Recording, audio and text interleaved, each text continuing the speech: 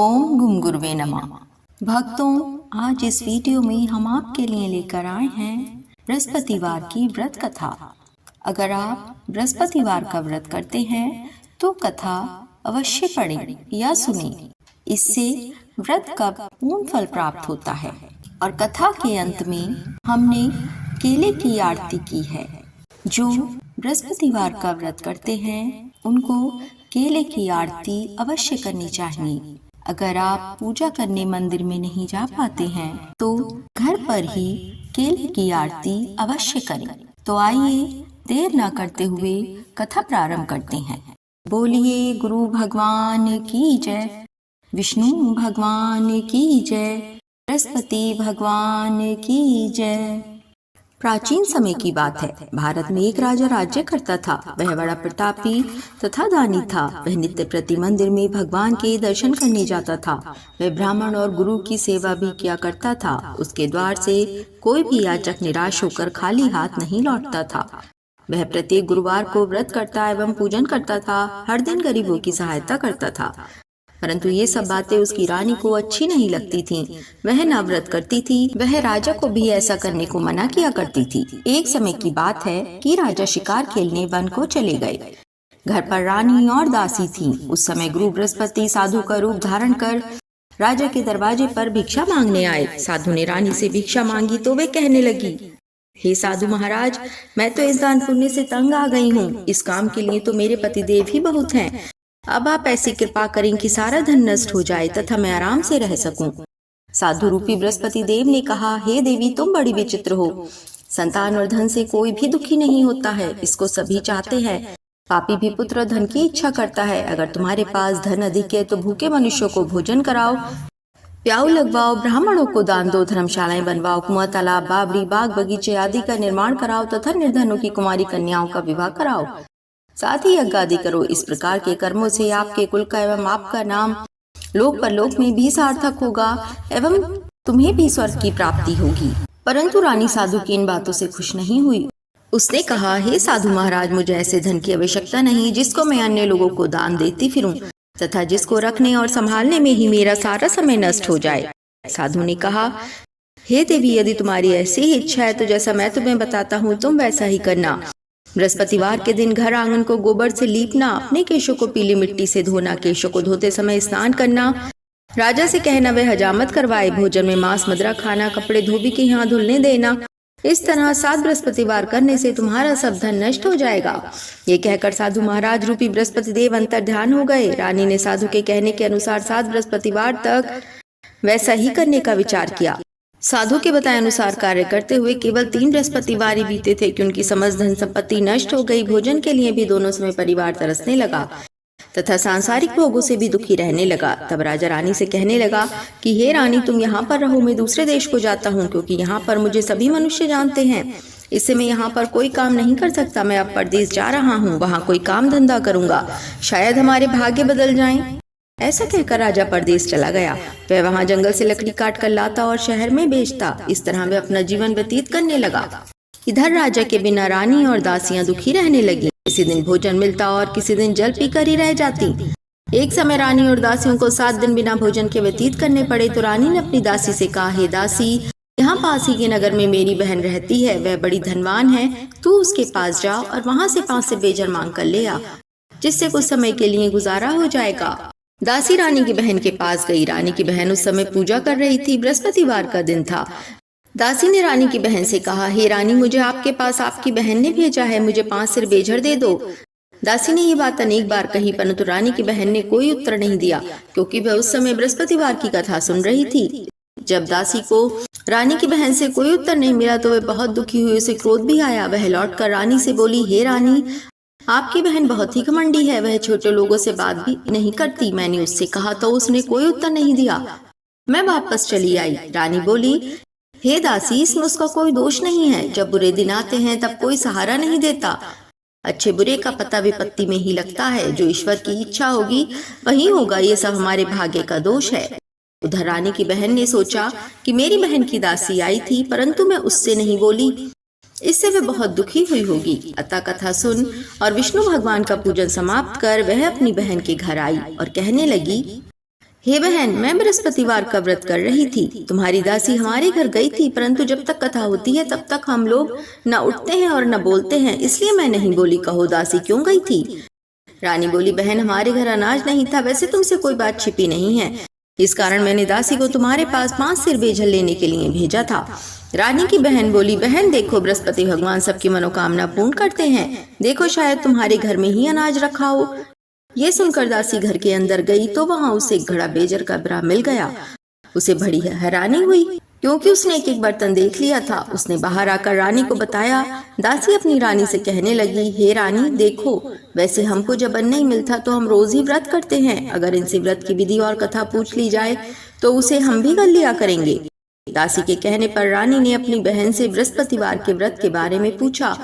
उसकी बहन ने बताया, हे रानी बहन, बृहस्पतिवार को सूर्योदय से पूर्व उठकर स्नान करना चाहिए। स्नान करके बृहस्पतिवार का व्रत करना चाहिए, लेकिन उस दिन सिर नहीं धोना चाहिए। बृहस्पतिवार के व्रत में चने की दाल और मुनक्कों से विष्णु भगवान का केले के वृक्ष की जड़ में पूजन करें तथा दीपक जलाएं।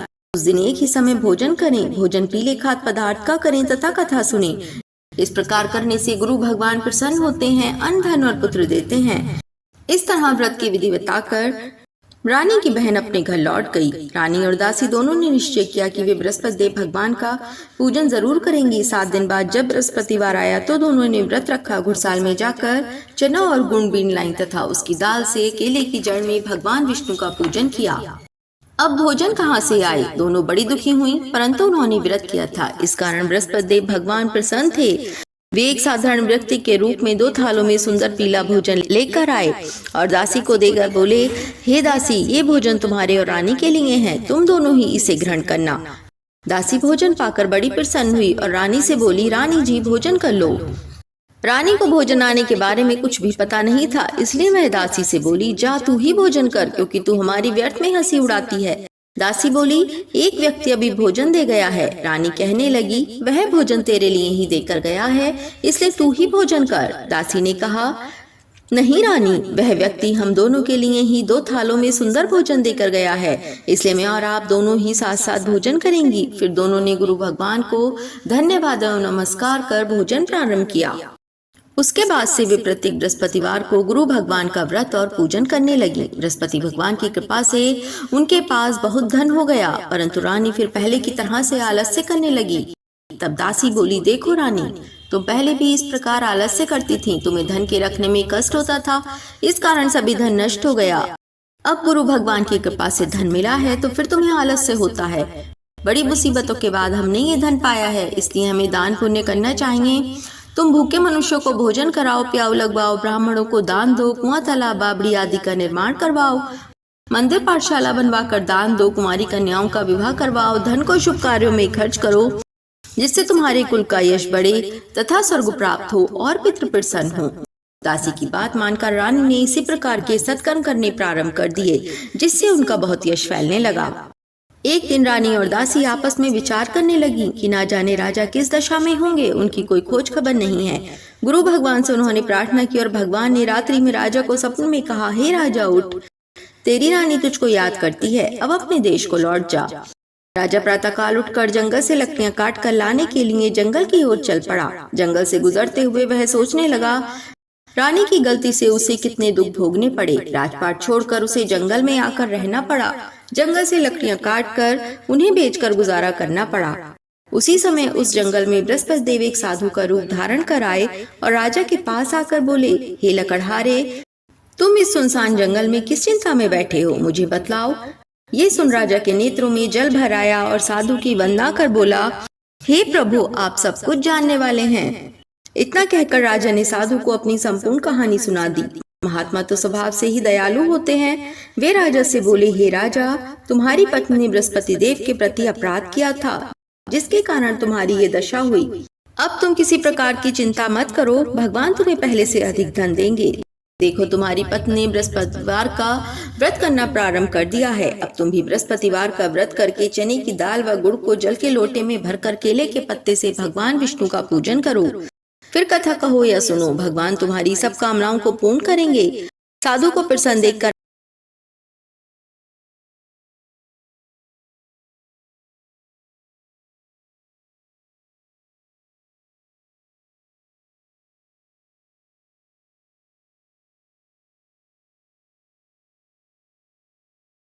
मालूम नहीं है। साधु ने कहा, हे राजा, तुम किसी बात की चिंता मत करो। बृहस्पतिवार के दिन तुम रोजाना की भांति लकड़ियां लेकर शहर में जाओ। तुम्हें रोज से दुगना धन प्राप्त होगा, जिससे तुम भली भांति भोजन कर लोगे तथा बृहस्पति देव की पूजा का सामान भी आ जाएगा। बृहस्पति देव की कथा इस प्रकार से है। बोलिए गुरु भगवान की जय, विष्णु भगवान की जय, बृहस्पति भगवान की जय। प्राचीन काल में एक बहुत ही निर्धन ब्राह्मण था। उसके कोई संतान नहीं थी। वह नित्य पूजा पाठ करता, परंतु उसकी स्त्री बहुत मलिनता के साथ रहती थी। वह न स्नान करती और न किसी देवता का पूजन करती। प्रातः काल उठते ही सर्वप्रथम भोजन करती, बाद में कोई अन्य कार्य करती। इस कारण ब्राह्मण देवता बहुत दुखी रहते थे। वह अपनी पत्नी को बहुत समझाते, किंतु उसका कोई भी परिणाम न निकलता। भगवान की अनुकंपा से एक समय उस ब्राह्मण की पत्नी गर्भवती हुई और 10वें महीने उसने एक सुंदर कन्या को जन्म दिया। निर्धन ब्राह्मण कन्या के जन्म से बहुत दुखी हुआ। धीरे धीरे ब्राह्मण की कन्या बड़ी होने लगी। बचपन से ही उस कन्या की रुचि भगवान विष्णु की पूजा में थी। वह प्रातः उठते ही स्नान आदि करके भगवान विष्णु की पूजा करने मंदिर में जाती थी। बृहस्पतिवार को व्रत करके विधिवत पूजा पाठ करती थी। पूजा पाठ के बाद वह पढ़ने के लिए पाठशाला में जाती थी। घर से चलते हुए वह मुट्ठी भर जौ साथ लेकर जाती और पाठशाला के रास्ते में थोड़े थोड़े जौ गिराती जाती थी। जब वह पाठशाला से घर लौटती तो जौ के वह दाने सोने में बदले हुए मिलते थे। लड़की सभी सोने के दाने बीन लाती थी। एक दिन जब वह सोने के दानों को साफ कर रही थी तो उसकी माँ ने कहा, बेटी, सोने के दाने साफ करने के लिए सोने का सूप भी होना चाहिए। अगले दिन बृहस्पतिवार था। उसने भगवान बृहस्पति देव की पूजा करते हुए प्रार्थना की, हे भगवान, यदि मैंने आपका व्रत विधिवत किया हो तो मुझे सोने का सूप दे दो। भगवान बृहस्पति देव ने उसकी मनोकामना पूरी करने का वचन दिया। पाठशाला से लौटते समय उसे रास्ते में सोने का सूप पड़ा हुआ मिला। घर लौटकर सोने का सूप अपनी माँ को दिखाकर वह सोने के दाने साफ करने लगी। उसी समय नगर का राजकुमार उसके घर के पास से गुजरा। उस सुंदर लड़की को सोने के सूप में जौ साफ करते देख राजकुमार उस पर मोहित हो गया। महल में लौटकर राजकुमार ने राजा से उस लड़की से विवाह करने की इच्छा प्रकट की। तो राजा ने ब्राह्मण को महल में बुलाकर राजकुमार से उसकी लड़की के विवाह की बात कही। ब्राह्मण तैयार हो गया। धूमधाम से उस लड़की का विवाह राजकुमार से हो गया। दुल्हन बनकर ब्राह्मण की लड़की महल में चली गई। लड़की के चले जाने से ब्राह्मण फिर निर्धन हो गया। उसे कई कई दिन भोजन भी नहीं मिलता था। बहुत दुखी होकर ब्राह्मण एक दिन अपनी लड़की के पास गया। अपने पिता से निर्धनता का समाचार सुनकर उसने बहुत सा धन देकर पिता को विदा किया। उस दिन से ब्राह्मण के कुछ दिन तो आराम से गुजर गए, लेकिन जल्दी ही फिर भूखों मरने की हालत हो गई। ब्राह्मण अपनी लड़की से धन लेने के लिए फिर महल में पहुंचा। लड़की ने पिता की बुरी हालत देखकर कहा, पिताजी, आखिर आप कब तक मुझसे धन लेकर जीवन यापन करेंगे? आप कोई ऐसा उपाय क्यों नहीं करते जिससे आपका घर धन संपत्ति से भर जाए? ब्राह्मण ने कहा, मैंने तेरी माँ को बहुत समझा लिया, पर उसकी समझ में कुछ भी नहीं आता। उसका फूहड़पन नष्ट हो तो घर की निर्धनता भी दूर हो जाए। तब कुछ सोचकर लड़की ने पिता से कहा, पिताजी, आप कुछ दिनों के लिए माँ को मेरे पास छोड़ जाओ। तब कुछ सोचकर ब्राह्मण पत्नी को लड़की के पास महल में छोड़ आया। लड़की ने अपनी माँ से कहा, माँ, तुम कल प्रातः उठकर स्नान आदि करके भगवान बृहस्पति देव विष्णु जी की पूजा अवश्य करना। पूजा करने से तुम्हारी निर्धनता अवश्य दूर हो जाएगी। लेकिन उसकी माँ ने उसकी कोई बात नहीं मानी। तब क्रोधित होकर लड़की ने अपनी माँ को एक कक्ष में बंद कर दिया। सूर्योदय के समय माँ को उठाकर जबरदस्ती उसे स्नान कराया और फिर मंदिर में ले जाकर भगवान बृहस्पति देव की पूजा कराई। कुछ दिनों तक ऐसा करने से माँ की बुद्धि में परिवर्तन हुआ और वह स्वयं बृहस्पतिवार का व्रत रखने लगी। उसके व्रत रखने से ब्राह्मण के घर में भगवान विष्णु की अनुकंपा से धन की वर्षा होने लगी। दोनों पति पत्नी धन संपत्ति पाकर आनंद पूर्वक जीवन यापन करते हुए विष्णु धाम को चले गए। लकड़हारा बने राजा ने उन साधु से भगवान बृहस्पति देव की यह कथा सुनकर बृहस्पतिवार का व्रत करके भगवान विष्णु की पूजा की। उस दिन से उसके सभी कलेश दूर हो गए। लेकिन अगले बृहस्पतिवार को कामकाज में अधिक व्यस्त रहने के कारण उसने भगवान बृहस्पति देव जी का व्रत नहीं किया। भगवान बृहस्पति देव लकड़हारे से क्रोधित हो गए और उसे भूल की सजा दी। उस दिन नगर के राजा ने नगर में घोषणा करके सबको सूचित किया, प्रत्येक नागरिक मेरे महल में भोजन करने आए। जो नहीं आएगा उसे अपराधी मानकर भारी दंड दिया जाएगा। लकड़हारा बने राजा ने उस नगर के राजा की घोषणा तो सुनी, लेकिन जंगल से लकड़ी काट कर लाने और उन्हें बेचने में देर हो जाने के कारण वह समय पर महल में भोजन करने नहीं जा सका। अतः राजा के सैनिक लकड़हारे को पकड़कर महल में ले गए। राजा ने उसे महल के एक कक्ष में बैठाकर भोजन कराया उस कक्ष में एक खूंटी पर रानी का सोने का हार लटका हुआ था। लकड़हारा अकेला उस कक्ष में भोजन कर रहा था। तभी उसने एक आश्चर्यजनक घटना घटती देखी। देखते ही देखते वह खूंटी हार को निगल गई। थोड़ी देर के बाद राजा ने हार को गायब देखा तो लकड़हारे को कारावास में डलवा दिया। लकड़हारा मन ही मन अपने भाग्य को कोसने लगा। तभी उसे जंगल में मिले साधु का स्मरण हो आया। थोड़ी देर में भगवान बृहस्पति देव सन्यासी के रूप में उसके सामने प्रकट हुए और कहा, हे लकड़हारे, तूने भगवान बृहस्पति देव जी की पूजा नहीं की, इसी कारण तुम्हें कष्ट हुआ है। लेकिन अब चिंता मत करो, बृहस्पतिवार के दिन कारागार के दरवाजे पर तुम्हें कुछ पैसे पड़े हुए मिलेंगे। उन पैसों से भगवान बृहस्पति देव का व्रत करके उनकी पूजा करोगे तो तुम्हारे सब दुख नष्ट हो जाएंगे। बृहस्पतिवार के दिन दरवाजे पर पड़े मिले पैसों से चने और गुड़ मंगाकर लकड़हारे ने बृहस्पतिवार की कथा कही तो भगवान बृहस्पति देव ने प्रसन्न होकर उस नगर के राजा को स्वप्न में लकड़हारे को दुखों से मुक्त करने को कहा। सुबह राजा ने अपने कक्ष में आकर देखा तो खूंटी पर रानी का सोने का हार टंगा हुआ था। राजा ने लकड़हारे को दुखों से मुक्त कर दिया और उसे धन और आभूषण देकर विदा किया। लकड़हारा बना राजा उस नगर से चलकर अपने नगर में पहुंचा तो उस नगर में कुएं, धर्मशाला, बाग बगीचे देखकर बहुत प्रसन्न हुआ। राजा ने किसी से पूछा, ये कुएं व धर्मशालाएं किसने बनवाई हैं? सबने उसे बताया कि ये सब रानी और उसकी दासी ने बनवाए हैं। राजा महल में पहुंचा तो रानी ने उसका भव्य स्वागत किया। तब राजा ने निश्चय किया कि सप्ताह में एक बार तो सभी बृहस्पति देव का व्रत तथा पूजन करते हैं, परंतु मैं प्रतिदिन व्रत क्या करूंगा तथा दिन में 3 बार कथा कहा करूंगा। अब राजा हर समय दुशाले में चने की दाल बांधे रहता तथा दिन में 3 बार बृहस्पति देव जी की कथा कहता। कुछ दिनों के बाद राजा को अपनी बहन की याद आई। एक दिन घोड़े पर सवार होकर राजा अपनी बहन से मिलने चल दिया। अभी राजा नगर के बाहर पहुंचा ही था कि उसने कुछ लोगों को एक शव को ले जाते हुए देखा। राजा को स्मरण हो आया कि आज उसने किसी को बृहस्पतिवार की व्रत कथा नहीं सुनाई है।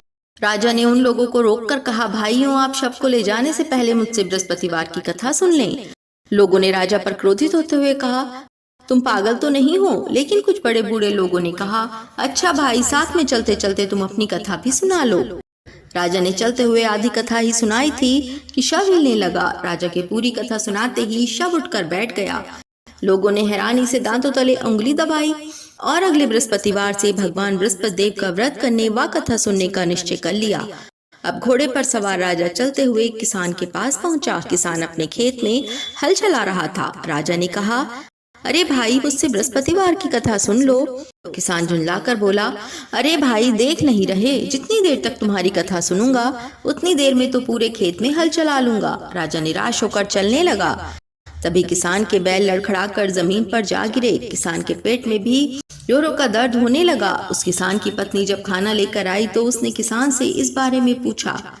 किसान ने घुड़सवार की पूरी कहानी सुनाई। किसान की पत्नी दौड़ती हुई राजा के पास पहुंचकर हाथ जोड़कर बोली, भैया, मैं तुम्हारी कथा सुनने को तैयार हूँ। राजा ने उसके साथ खेत पर पहुंचकर बृहस्पतिवार की कथा सुनाई। तभी बैल उठकर खड़े हो गए। किसान के पेट का दर्द भी तुरंत ठीक हो गया। राजा अपनी बहन के घर पहुंचा तो उसकी बहुत अवगत हुई। अगले दिन सुबह उठकर राजा ने देखा घर के सभी लोग भोजन कर रहे हैं। किसी भूखे को बृहस्पतिवार की व्रत कथा सुनाए बिना राजा भोजन नहीं करता था। उसने बहन से कहा, बहन, क्या घर में कोई ऐसा व्यक्ति है जिसने अभी तक भोजन ना किया हो?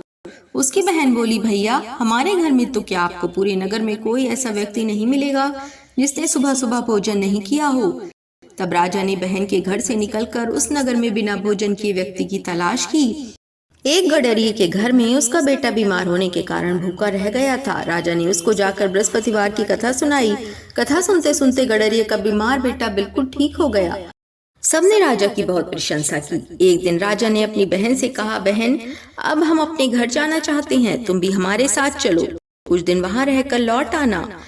राजा की बहन ने अपनी सास से पूछा तो सास ने ताने देते हुए कहा, बहू, मायके जाना हो तो अकेली जाना, मेरे पोतों को नहीं ले जाना, तुम्हारे भाई के कोई संतान नहीं है, कहीं तुम्हारी भाभी मेरे पोतों पर कोई जादू टोना ना कर दे। दूसरे कक्ष में बहन की सास की बातें सुनकर राजा दुखी मन से अकेला ही अपने नगर को लौट गया। रानी ने राजा से कहा, आप तो अपनी बहन को साथ लाने की बात कहकर गए थे, फिर बहन को साथ क्यों नहीं लाए?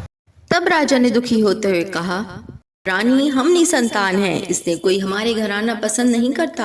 रानी ने राजा को समझाया, हे प्राणनाथ, हमें बृहस्पति देव ने सब कुछ दिया है, अब बृहस्पति देव हमें संतान भी अवश्य देंगे। बृहस्पतिवार को विधिवत व्रत करते हुए राजा रानी ने भगवान बृहस्पति देव से संतान के लिए प्रार्थना की। कुछ दिनों के बाद उन्होंने स्वप्न में दर्शन देते हुए कहा, हे राजन, तेरी मनोकामना अवश्य पूरी होगी। एक सप्ताह बाद ही रानी गर्भवती हो गई। 10वें महीने रानी ने एक सुंदर पुत्र को जन्म दिया। राजा रानी जीवन पर्यंत बृहस्पतिवार का व्रत करते रहे। उनके घर में धन की वर्षा होती रही। इस तरह आनंद पूर्वक जीवन यापन करते हुए राजा रानी भगवान बृहस्पति देव की अनुकंपा से मोक्ष प्राप्त करके सीधे वैकुंठ धाम पहुंच गए। बृहस्पतिवार को विधिवत व्रत करके जो स्त्री पुरुष भगवान विष्णु की पूजा करते हैं, भगवान उनकी सभी मनोकामनाएं पूरी करते हैं। इति श्री बृहस्पतिवार व्रत कथा। बोलिए गुरु भगवान की जय, विष्णु भगवान की जय, बृहस्पति भगवान की जय।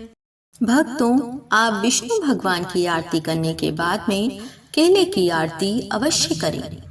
गुरुजी मैं तो केले की करती आरती, गुरुजी मैं तो आपकी करती आरती। गंगा जाती जल भर लाती, गंगा जाती जल भर लाती, गुरुजी मैं तो आपको ला के चढ़ाती, गुरुजी मैं तो केले की करती आरती, गुरुजी मैं तो आपकी करती आरती।